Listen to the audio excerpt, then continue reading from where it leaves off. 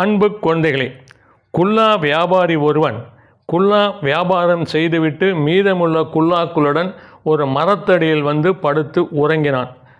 அப்போது மேலே இருந்த குரங்குகள் கீழே இறங்கியிருந்து அந்த குல்லா கூடையிலிருந்து குல்லாக்கள் எடுத்து தங்கள் தலையில் வைத்து கொண்டு மேலே போய் அமர்ந்து கொண்டன.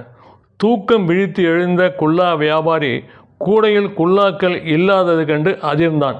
சுற்றும் முற்றும் பார்த்துவிட்டு பின்பு அண்ணாந்து பார்த்தான். மேலே குரங்குகள் தங்கள் தலையில் குல்லா வைத்து கொண்டிருப்பதை பார்த்துவிட்டு அந்த குல்லாக்களை திரும்பி வாங்குவது எப்படி என்று யோசனை செய்துவிட்டு முடிவில் தன் தலையில் வைத்து கொண்டிருந்த குல்லாவை எடுத்து அந்த குல்லா கூடையில் போட்டான்.